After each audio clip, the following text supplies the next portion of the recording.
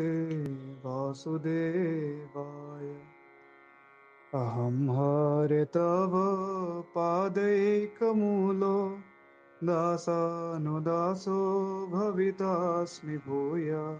मनः स्मरेत सुपतेर्गुणंस्ते गृहीतवाक्कर्म करोतु काय।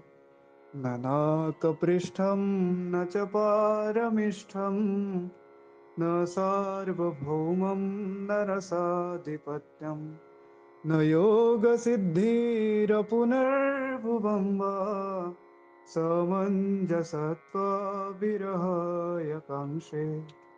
अजातपक्षा इव मातरं खगा स्तन्यं यथा वत्सतार क्षुधार्ता।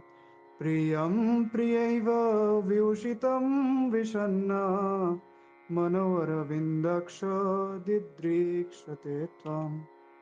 मम उत्तमश्लोकजनेषु सख्यं संसारचक्रे भ्रमत स्म कर्मभिः। त्वन्मायात्माजमजदार्गेष्व आसक्तचित्तैः सननाथ भूयात्।